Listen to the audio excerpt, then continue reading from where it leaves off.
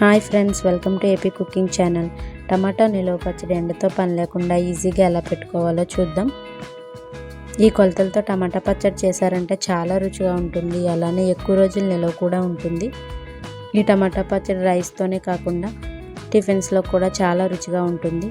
ముందుగా అయితే 1 కేజీ టమాటాలు తీసుకోవాలి. ఆ టమాటాలు గట్టిగా ఎర్రగా ఉండేలా చూసుకోవాలి.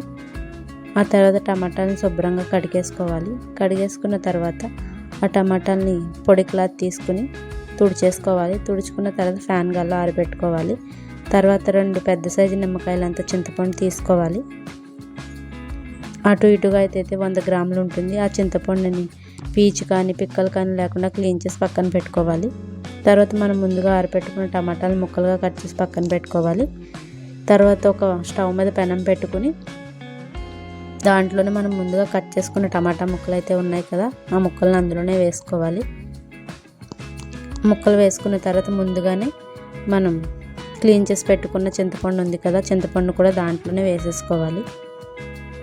వేసుకుని అదంతా ఒకసారి చింతపండు టమాటా ముక్కలు బాగా కలిసేలా కలుపుకోవాలి. అలా కలుపుకున్న తర్వాత మనం మూత పెట్టేసుకోవాలి.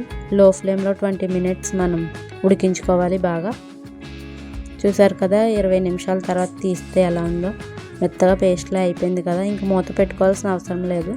మూత పెట్టుకోకుండానే అలా కలుపుకుంటూ ఉండాలి, అడుగు పట్టకుండా. అలా కలుపుకున్న తర్వాత ఇప్పుడైతే 1 టేబుల్ స్పూన్ పసుపు వేసుకోవాలి. అది కూడా ఒకసారి బాగా మొత్తం కలుపుకోవాలి. అది కూడా కలుపుకున్న తర్వాత ఒక 2 నిమిషాలు అయితే ఉడకనివ్వాలి.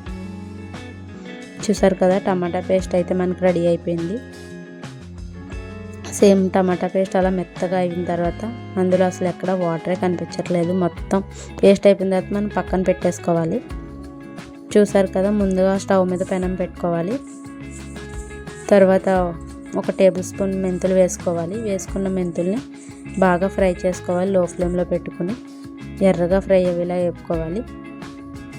చూసారు కదా, అలా ఆ కలర్ వచ్చేదాకా లో ఫ్లేమ్లోనే ఫ్రై చేసుకోవాలి. ఆ తర్వాత 2 టేబుల్ స్పూన్ల ఆవాలు వేసుకోవాలి. ఆవాలు వేసుకున్న తర్వాత ఆవాలు అయితే ఎక్కువ ఏమీ వేగాల్సిన అవసరం లేదు. 1 నిమిషం వేగితే సరిపోతుంది.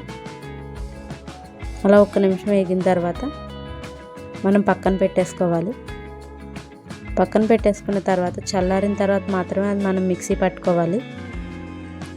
చూసారు కదా, మిక్సీ పట్టుకోవాలి. మనం ముందుగానే టమాటా పేస్ట్ని పక్కన పెట్టుకున్నాం కదా, ఆ పేస్ట్లో మనం 1 కేజీ టమాటాలు తీసుకున్నాం కాబట్టి 1 కేజీ టమాటాలకి 1 కప్పు కారం తీసుకోవాలి. కప్పు కారం తీసుకున్నాం కాబట్టి 1/2 కప్పు సాల్ట్ వేసుకోవాలి.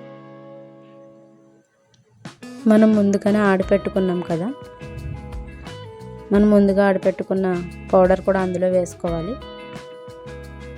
వేసుకున్న తర్వాత అది మొత్తం మిక్స్ చేసుకోవాలి.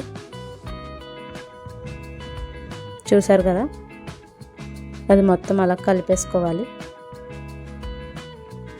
అలా కలిపేసుకున్న తర్వాత మనం ముందుగానే 2 పెద్ద ఎల్లుల్లిపాయలను తీసుకుని ఒలిచి పెట్టుకున్న ఎల్లుల్లిపాయలు అందులో వేసుకోవాలి. వేసుకుని అది కూడా ఒకసారి మొత్తం కలిపేసుకోవాలి. అలా కలుపుకున్న తర్వాత మనం మిక్సీ జార్లో అయితే వేసుకోవాలి. మిక్సీ జార్లో వేసుకున్న తర్వాత మనం అంతా ఒకసారి అయితే ఆడుకోలేం కాబట్టి కొద్దిగా ఆడుకోవాలి. అలా పేస్ట్లో మెత్తగా పేస్ట్లో ఆడుకోవాలి. చూడండి, మెత్తగా అలా వచ్చిందో పేస్ట్, సేమ్ అలాగే ఆడుకోవాలి. తర్వాత మనం పోపుకైతే రెడీ చేసుకుందాం. ముందుగా పెనం పెట్టుకోవాలి. పెనం పెట్టుకున్న తర్వాత 1 కప్పున్నర నూనె అయితే వేసుకోవాలి. 1 కప్పున్నర నూనె వేసుకున్న తర్వాత ఆ నూనె బాగా వేడవ్వాలి.